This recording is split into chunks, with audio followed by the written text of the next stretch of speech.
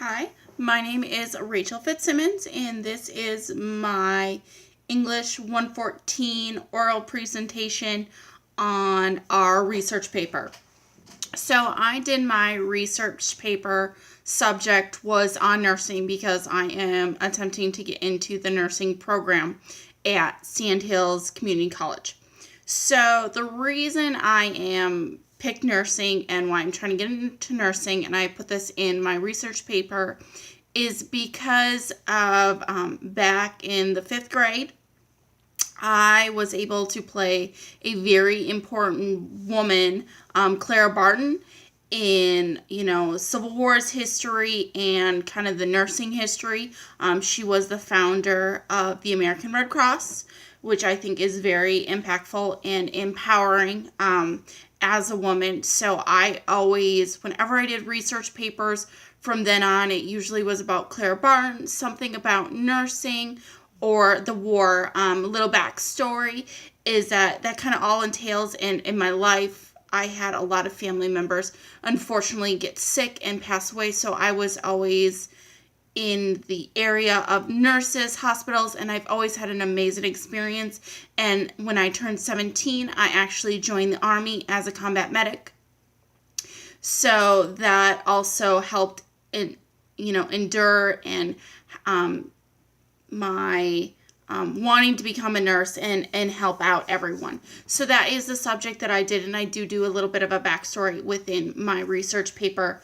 And obviously the purpose of this research paper and oral presentation was to learn a little bit more about the history of nursing, how far back it dates to, and it goes a lot farther back than I actually really thought of. The different educational steps that there is with nursing, all the different degrees, and how far you can go up onto the ladder. Just the responsibilities that employers are looking for a nurse to be able to do on a day-to-day basis. And also the different organizations that help support the nursing field or, registered nurses and what they need. So some major findings that I found during this research paper was like a kind of prompt was how far back actually nursing took place but didn't take place. You would think that nurses have been around kind of forever, but they weren't. It goes back to the Middle Ages where obviously women had babies, and it really wasn't, they were called wet nurses, but they were actually untrained women that were helping to deliver these babies back in the Middle Ages. And it actually was the church and the nuns and the ministry that actually took care of the physical and spiritual needs of people or patients and stuff like that. And that really kind of went on and is still in our present day, where the church takes care of a lot of the spiritual needs of people and patients. But it wasn't until the 18th century when Benjamin Franklin and Dr. Thomas Bond actually opened up the first hospital in the United States, which was crazy, and that was in 1751, and that was the Pennsylvania hospital that was located in Philadelphia, and that was to help out the poor and the homeless. Another crazy, or not crazy, but I guess inspiring things that even though it was bad within our history, it's how much war brought out the actual need for nurses. There is some little bit of statistics that I kind of have, within the Civil War, there was over 2,000 nurses needed to take care for the injured and the ill soldiers, and even down into World War II, where that number astronomically went up till it was almost 60,000 American nurses served within that war period. So those numbers, war has brought up the need for nurses. and that's kind of how it all evolved. There were also some main impactful and empowering women within the nursing community that really basically jump-started to where we are today. One of the ladies, her name is Miss Florence Nightingale. She actually is known as the mother of modern nursing, and she actually went to London and established the first school for nurses, which is pretty cool. Granted, that wasn't in the United States, but she still has that legacy. And then you have Miss Linda Richards, who in 1873 was the first American nurse, but she was actually an actual trained nurse that graduated. So that is pretty impressive. Where then we have the woman why I looked forward to nursing and all that greatness was in 1881. Miss Clara Barton established the American Red Cross. So some other, I don't want to say crazy, but some things you don't think about is that actually it wasn't until about the 1950s that schools of nursing actually came about. Prior to that, before like the 1970s, most of the nursing schools were actually run through hospitals versus an actual institute of nursing, like the community colleges and the universities and stuff like that. So Columbia University School of Nursing offered actually the first master's program for nurses, which again, it's really not that far back in history. So I found that to be a little bit more eye-opening. Also, some of the different statistics that there are with nursing, just the average median for nurses in about 2013 was over 60,000 annual, which actually isn't that bad. But as I do have family members who are nurses, that sometimes that's not enough for all that you do. So I do know a little bit of the not so pretty end of nursing. Another thing is that the male percentage of nurses has increased and is up to about 9% as of 2013, which I believe now, with it being 4 years later, has probably also increased once again. Another fun fact I learned, and I did know this a little bit previous, but I didn't know the exact numbers, was by 2020, the Institute of Medicine, their goal was to have, at least all, if not a majority or at least all of the RNs to hold a bachelor's degree or higher.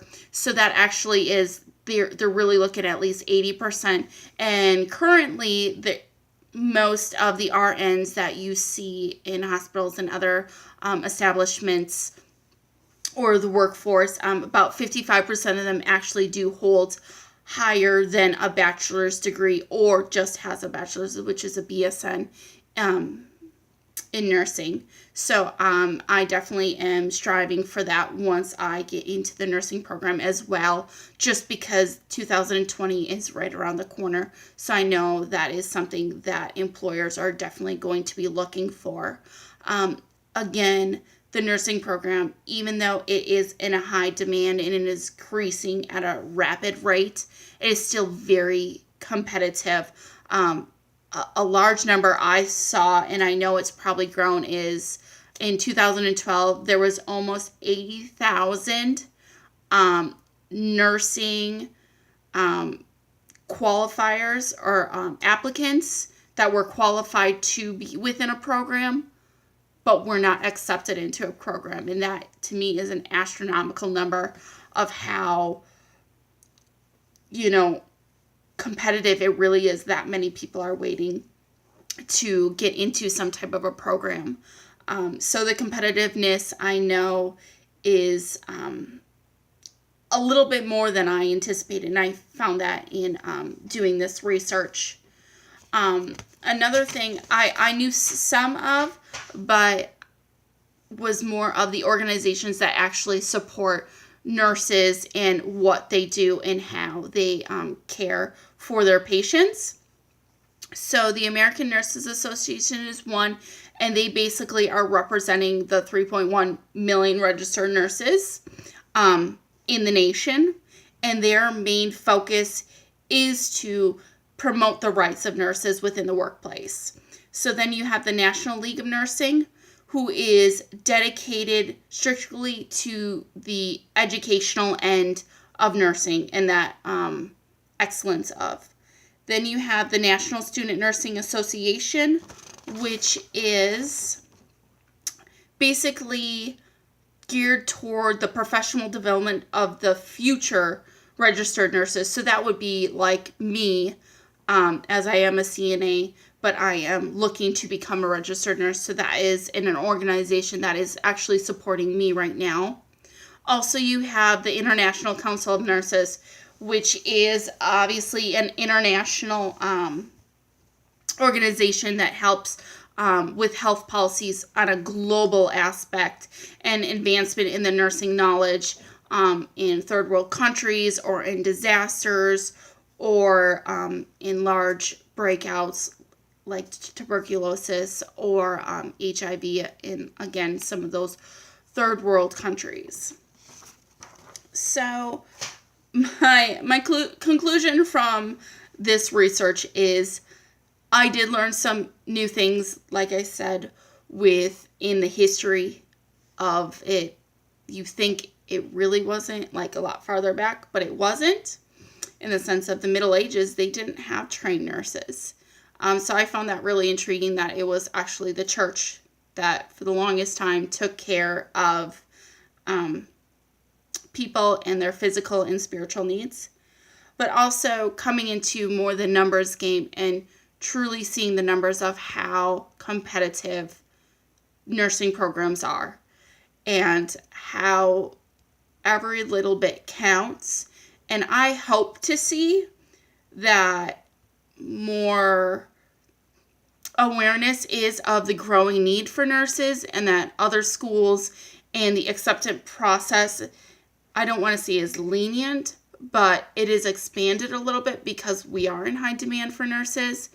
But on the other end, I know with it being so competitive that you really need to put your heart and soul into basically achieving your dreams, and I am ready and willing to do that. So it just helps me reiterate what I want to do and where my passion lies as becoming a nurse. So one, what do I want to say? A great quote that I actually put in from my research paper. It was from Miss Clara Barton. And I have to move this just a second. I apologize because I didn't have it right down. But I may be compelled to face danger, but never fear it. And while our soldiers can stand and fight, I can stand and feed them, nurse them. By Miss Clara Barton. So that is the end of my oral presentation. I hope you have yourself a wonderful day, and I hope you enjoyed.